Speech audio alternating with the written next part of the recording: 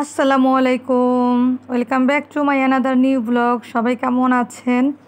আমি তো আল্লাহর রহমতে ভালোই আছি। আপনারা সবাই কেমন আছেন জানাবেন। আপনারা ইতিমধ্যে অনেকেই জেনেছেন, এবার আমার মেয়েটা এসএসসি পরীক্ষার্থী ছিল, ক্যান্ডিডেট ছিল। আমার মেয়েটা এক্সাম দিয়েছিল। তো মাশাআল্লাহ আলহামদুলিল্লাহ আমার মেয়েটার ভালো একটা রেজাল্ট এসেছে। তো ভালো একটা রেজাল্ট আসা উপলক্ষে ওর মামারা আমাদের একটা ট্রিট দেওয়ার জন্য বাহিরে নিয়ে গেল। তো যেহেতু আমি একা বোন আর আমার একটা মাত্র মেয়ে, ও যেহেতু ভালো রেজাল্ট করেছে, এখন ওর মামা এটা হচ্ছে ওই দিনকার ভিডিও যেদিন নাকি আমাদের রেজাল্ট আউট হয়েছিল। সেই দিন সন্ধ্যাবেলায় আমার ভাই ফোন দিয়ে বলতেছিল বাহিরে খাওয়াবে। তো আমরা সবাই রেডি হয়ে বেরিয়ে পড়েছি, যেহেতু বাহিরে খাওয়াবে তো একটু রেডি হতেই হবে।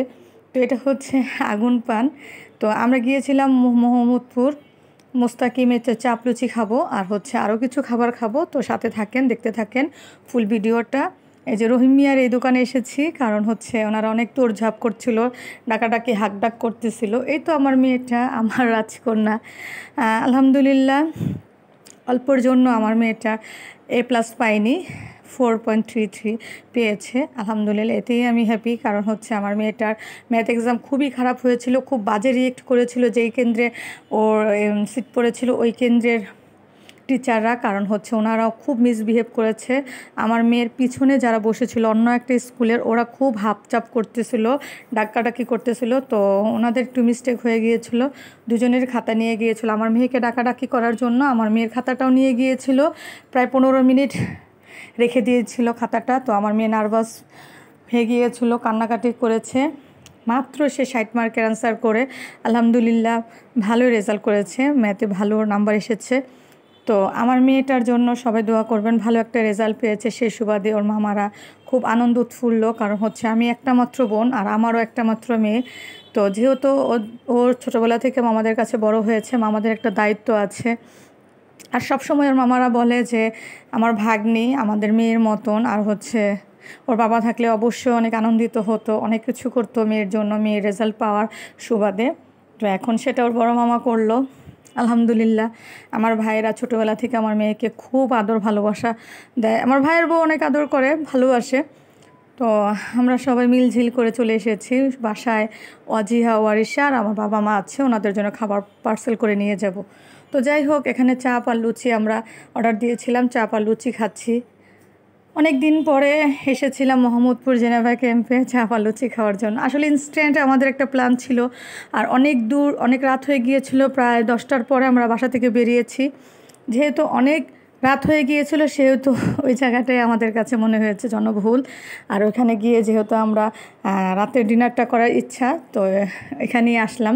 ফার্স্টে আমরা চাপ আর লুচি খাচ্ছিলাম, খাবারটা অনেক দিন পরে খেয়েছি, ভালোই লেগেছে। মুখরোচক খাবার, ভাজা পোড়া আমাদের কাছে সবার কাছে খুব ভালো লাগে। তো এই তো আমার ভাইয়ের বউ আরাস। তো অনেক দিন পর ভিডিও দিলাম। তো মোহাম্মদপুর কৃষি মার্কেটের ভিতর দিয়ে যাচ্ছি হেঁটে হেঁটে, কারণ সামনেই কামালের বিরিয়ানি, মানে কাচ্চি বিরিয়ানি খাবো। ইউটিউব ভাইরাল করা কামালের কাচ্চি বিরিয়ানি অনেক নাম হয়েছে, ভাইরাল হয়েছে। তো সেখানে চলে এসেছি, এসে আমরা বসেছি। অনেক রাশ ছিল, অনেক ভিড় ছিল। এই ভিড়ের ভিতরে আমরা যে খাবার পাবো কি পাবো না কনফিউশনে ছিলাম। তবে ওনারা বলতেছিল সারা রাতই খাবার থাকে, এক হাঁড়ি শেষ হবে আর এক হাঁড়ি আসবে, আপনারা চিন্তা নিয়েন না, টেনশন করেন না, কারণ খাবার আসতেছে, আপনারা চুপচাপ বসেন, খাবার আসলেই আপনাদের সার্ভ করা হবে। তো আমার ভাই দাঁড়িয়ে আছে, ও খাবে না, কারণ হচ্ছে ও বলতেছে যে ও ভাজা পোড়াগুলি বেশি খেয়ে ফেলেছে। তো এখন নতুন আর একটা হাঁড়ি আনা হয়েছে, সেই হাঁড়ির খাবারটাই আর কি আমরা মূলত খাবো। এই যে কামালের বিরিয়ানি মোহাম্মদপুরের, তো এটা অনেক নাম করা, ইউটিউব ভাইরাল করা খাবার। তো এটা টেস্ট আমরা আগে নিইনি, তো এবার নেওয়ার জন্য এসেছি। তো খেয়ে দেখি। তবে আমি যে চাপ আর লুচি খেয়েছি সেটা খেয়ে তো মুখ ভরে গিয়েছে, পেট ভরে গিয়েছে। তো এটা খেয়েছি আলহামদুলিল্লাহ, এটার টেস্ট খুবই ভালো ছিল। আর হচ্ছে যে বাজেট অনুযায়ী এটার যে প্রাইস, সেই প্রাইস অনুযায়ী খাবারের মান খুবই ভালো। হয়তো পরিবেশটা একটু ঘিঞ্জি এলাকা, এরকমই বিহারি এলাকা, তারপরও এটা খাবারটা গুণে মানে খুবই ভালো। তো এক হাঁড়ি খাবার শেষ হতে না হতে আর এক হাঁড়ি খাবার চলে এসেছে, কারণ হচ্ছে ওনারা বলতেছে যে হাঁড়ি শেষ হওয়ার আগে আমাদের খাবার আসে। আপনারা খেতে থাকেন। তো আমাদেরও ইতিমধ্যে খাবার দেওয়া হয়ে গিয়েছে, আমরাও খাবো। সেই ভিডিওটাও আপনাদের সাথে শেয়ার করছি, আপনারা দেখেন। তো যেটা বলতে নিয়েছিলাম, আমার মেয়ে যেহেতু ভালো রেজাল্ট করেছে সেই সুবাদে আমার ভাই এই ট্রিটটা দিয়েছে। তো ওই দিনের ভিডিও এটা, 12ই মে। তো 12ই মে ছিল আমার জীবনের একটা সাকসেসতা। তো আমি যেহেতু অনেক কষ্ট করে, অনেক স্ট্রাগল করে আমার মেয়েকে এত দূর আনতে পেরেছি, সামনের দিনগুলো যেন আমার মেয়ের জন্য সহজ হয়। সামনে আমার মেয়ে কলেজে যাবে, ইউনিভার্সিটিতে যাবে, ওর পড়াশোনার প্রতি যেন স্পিড যেন আরও বাড়ে। সেজন্য আপনাদের সবাইকে বলতেছি একটু দোয়া করবেন। মাশাআল্লাহ, আলহামদুলিল্লাহ, আমার মেয়ে যা রেজাল্ট করেছে আলহামদুলিল্লাহ। কারণ হচ্ছে ওর ম্যাথ পরীক্ষা ছিল, অনেক বাজে রিয়েক্ট করেছিল। আর আমার বাসায় বিয়ের একটা প্রোগ্রাম ছিল, 3 দিন যাবত একটা বিয়ের প্রোগ্রাম ছিল, আমি আপনাদের সাথে শেয়ার করেছিলাম। তো এই তো আমার ভাইয়ের শালা, আমরা সবাই। তো আমার ভাইয়ের শালা আমাদের সাথে সব প্রোগ্রাম অ্যাটেন্ড করে, কারণ আমাদের আর কেউ নাই। আমরা নিজেরাই এখানে প্ল্যান প্রোগ্রামে থাকি, যাই, বা ও ভিডিও শ্যুট করে দেয়, ও আমাকে ফটো সেশন করে দেয়। ভালো লাগে, আমরা খুব বন্ধুসুলভ চলাফেরা করি, আমাদের সাথে খুব ফ্রেন্ডলি রিলেশন। যাই হোক, এই যে আমার মেয়ে, আমার বিয়াই, আমরা একসাথে বসে আছি। আমাদের খাবার দিবে, ওনারা বলতেছে যে পার্সেল যারা নিচ্ছে তাদের পার্সেলটা আগে দিয়ে দেই, তারপর আপনাদের খাবার সার্ভ করে দিচ্ছি। আপনারা তো খাবেনি, আমরা তো আর পার্সেল নিব শুধু আমার বাবা মার জন্য। যাই হোক, আমরা অনেকক্ষণ ধরে বসে আছি আর কথাও বলতেছি, ভালোই হলো। অনেকক্ষণ ওয়েট করলাম, ভালো হয়েছে। আর আপনাদের সাথে শেয়ারও করতে পারলাম। যাই হোক, কামালের বিরিয়ানি কে কে খেয়েছেন তারা তো টেস্ট অবশ্যই জানেন, আর যারা খাননি অবশ্যই লোকেশনটা মোহাম্মদপুর জেনেভা ক্যাম্পের ভিতরে বলে দিলাম ভিডিওর মাধ্যমে। যদি কেউ আসতে চান তাহলে অবশ্যই এইভাবে চলে আসবেন।